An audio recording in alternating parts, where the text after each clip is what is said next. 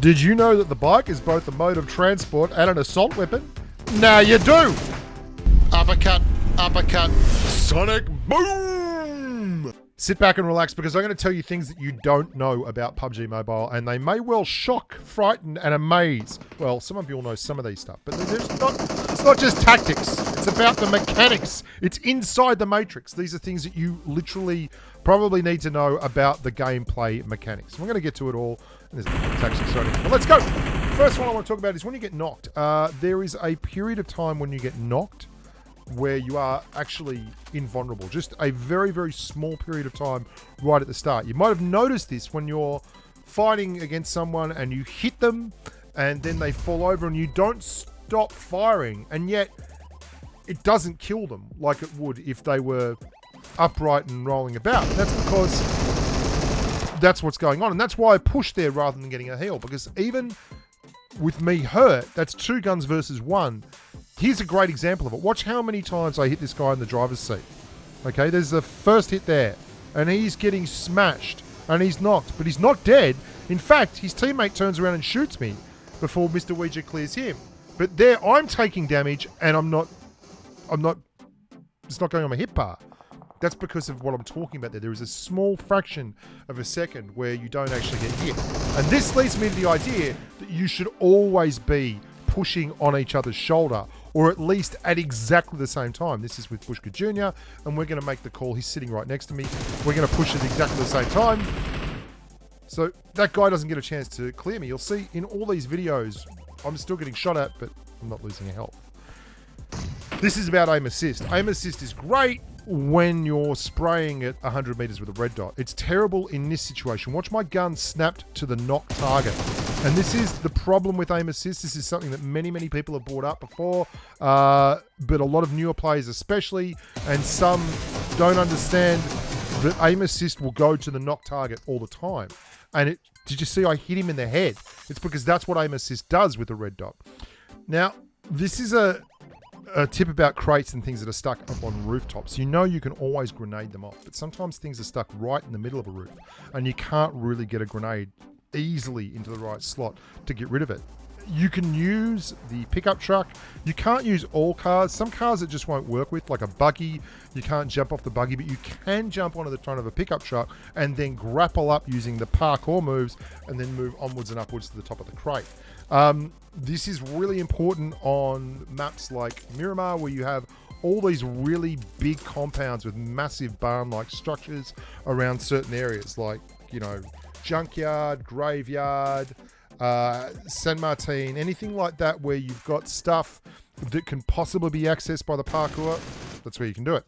This is about rate of fire. I went and tested it. I went and tested all these different rates of fire. There is a definite advantage at 90 frames per second in terms of rate of fire, but I couldn't get a difference in rate of fire at any of the other graphical settings.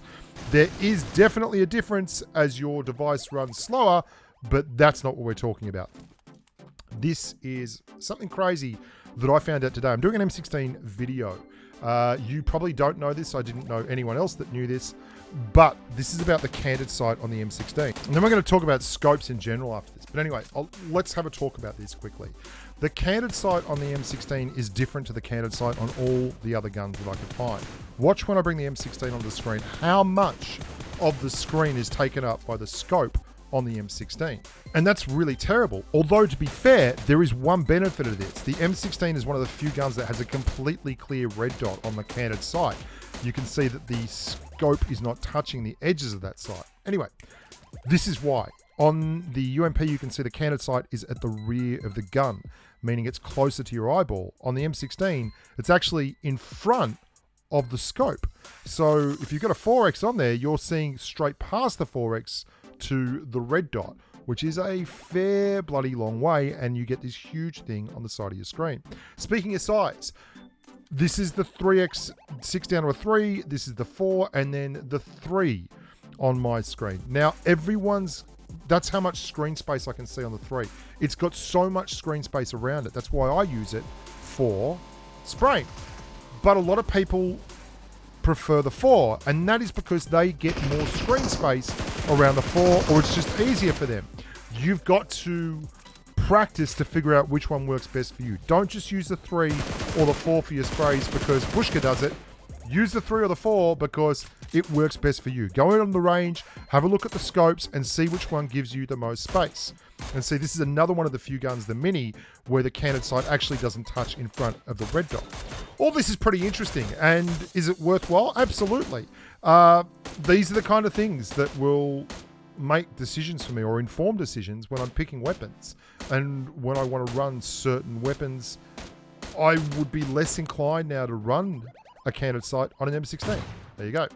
Let's talk about knocks. A lot of people didn't realize this. A lot. I was talking to Nev. He got knocked 5 times in a game I was in recently, or 4 times actually. This Love Hero guy, I'm going to knock him 5 times. Love Hero 119. There you go. And then here's the 4th knock. And then the circle goes to those guys. And I actually end up going down there. So on the push, I'm going to clear him again. Here we go. This is the 5th knock. Now, when you get knocked that many times, you just bleed out faster. A lot of people don't realize it. There's a timer up in the corner.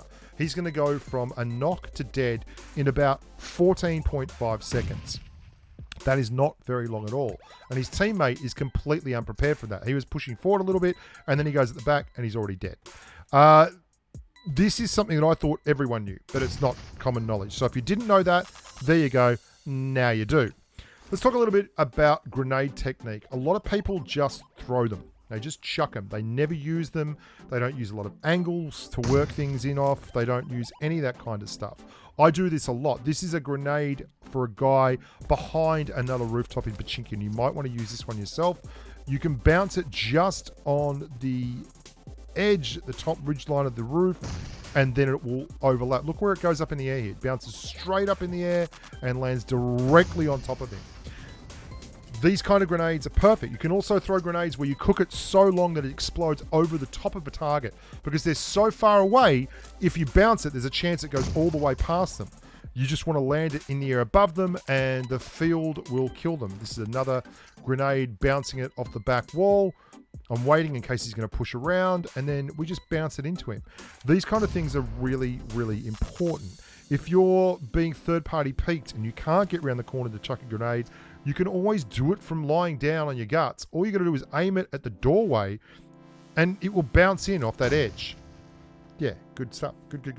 The mortar molly. There's a guy above me here. I couldn't figure out where he was. Mollies are perfect for this. When you want to throw stuff and you just want it to land and do damage, that's great. Grenades, you've got to time it perfectly because you've got to cook it and all that kind of thing.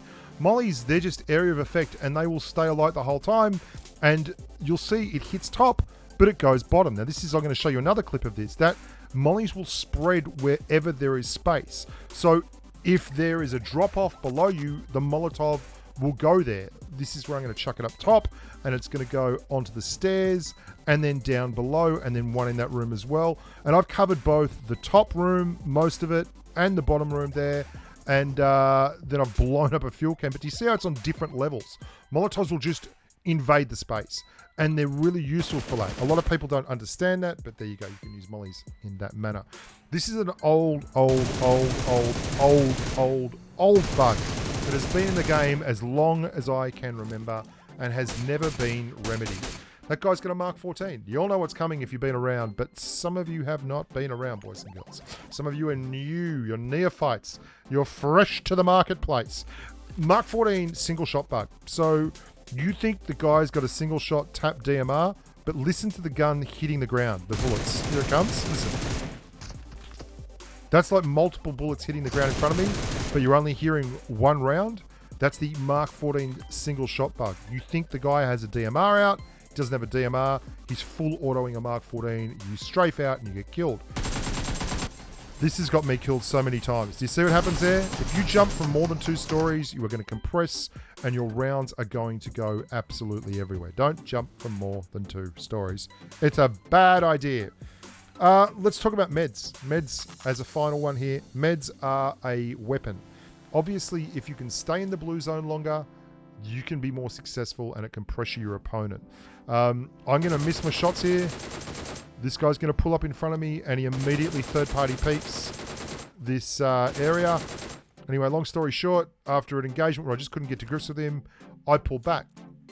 He kept the gatekeeping there. I blew his car up, and we were stuck. But I have been overlooting meds this season, like absolutely overlooting meds.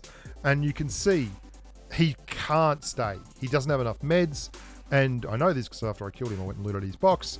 And he gives me an easy shot with an easy sniper shot, followed by a little DPA 28 step out.